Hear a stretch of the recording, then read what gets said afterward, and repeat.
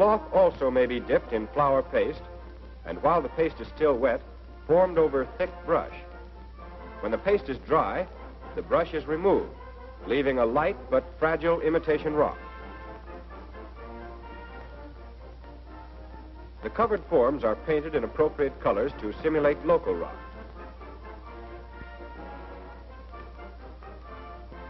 Black or dark paint is spattered over the surface of this imitation rock in order to imitate the roughened texture found in nature.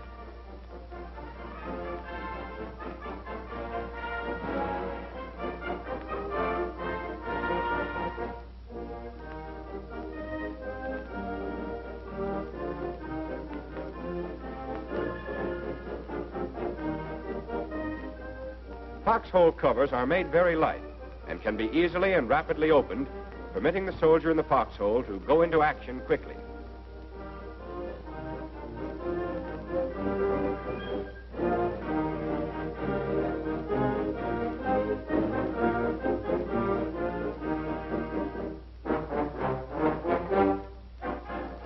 A larger foxhole cover in the form of a disc is garnished at its edge with appropriately colored strips of cloth. The cover may be raised in any direction and allows for fairly well concealed all-around fire. This installation resembles a false shell hole.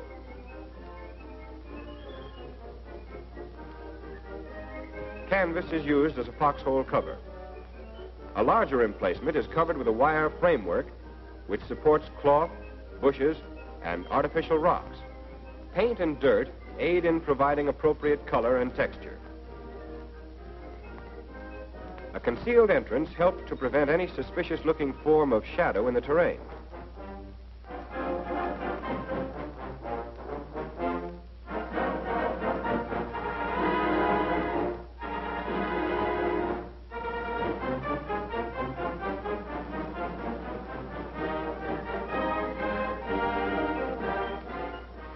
Dark openings for weapons fire or observation should be kept as small as possible.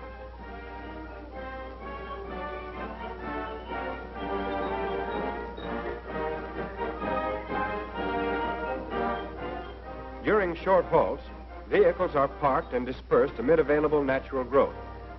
However, when a vehicle, such as a mobile reproduction unit, must remain in one place for any length of time, it is usually parked in a dug-in position, revetted with sandbags, and covered with a large garnished flat top. The hidden entrance is tied into local growth. The nets are woven with appropriately colored garnishing, sloped gradually to the ground, and covered with clumps of typical desert foliage so that it will blend into the terrain.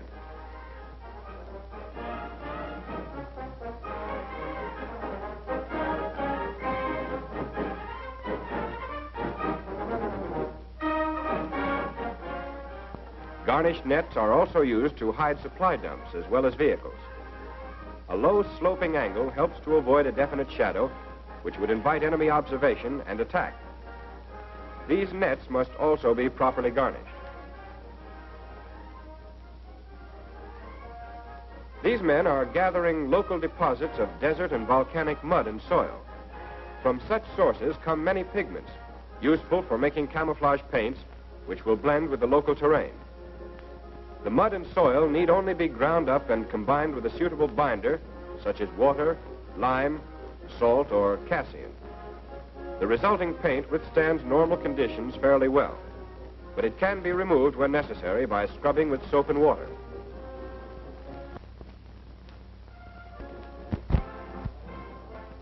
In camouflaging a vehicle with this paint, a pattern is first outlined in chalk. Different sections are marked according to the color they are to be painted.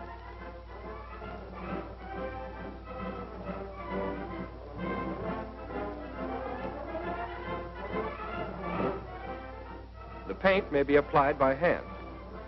In this manner, a certain amount of texture will be obtained.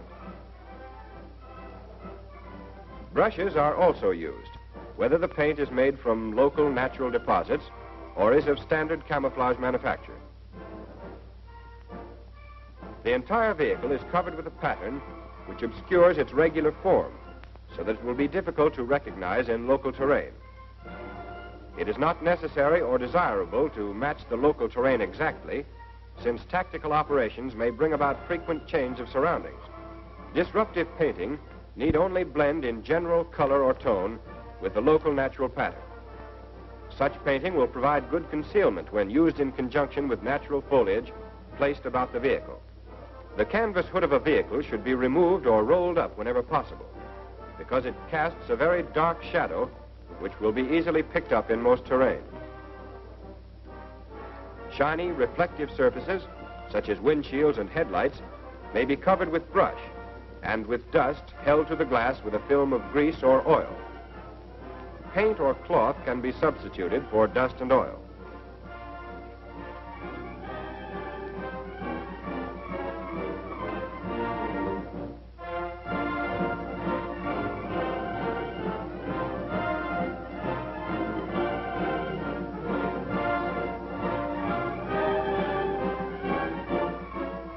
Tanks are also painted in patterns which disrupt the form of the vehicles and blend them into local terrain.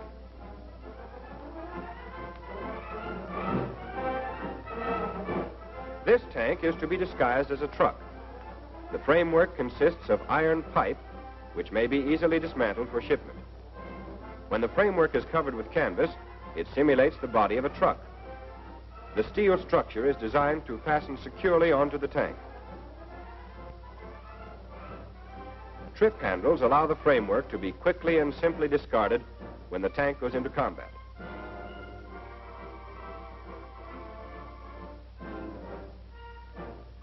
The canvas-covered framework, which simulates a vehicle hood, is also easily removed.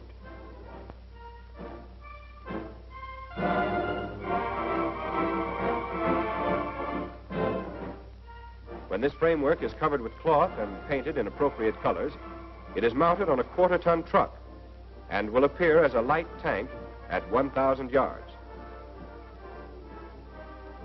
The framework is very simply attached to a quarter-ton truck and does not interfere with the operation of the vehicle.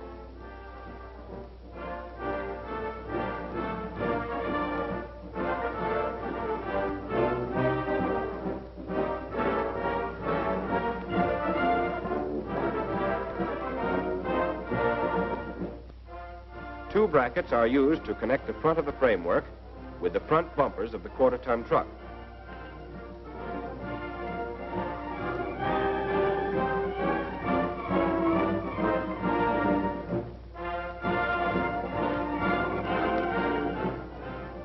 The rear of the framework rests firmly on the rear bumpers.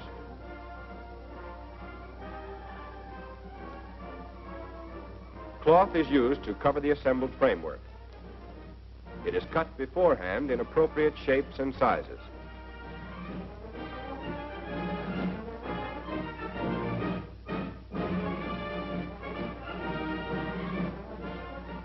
The men handling the cloth covers must be very careful to keep all surfaces tight and firm so that there will be no wrinkles or sagging which might give the dummy away.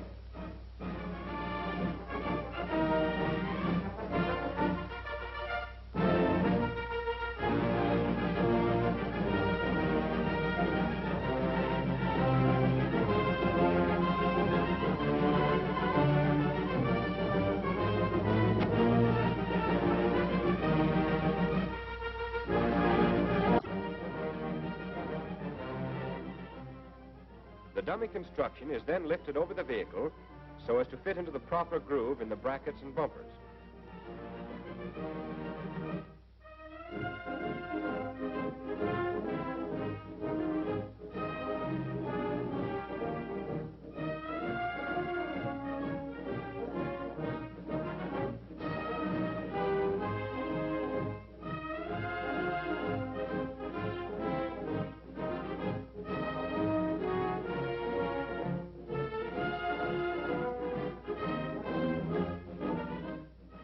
Openings in front of the radiator prevent interference with the cooling system of the quarter-ton truck.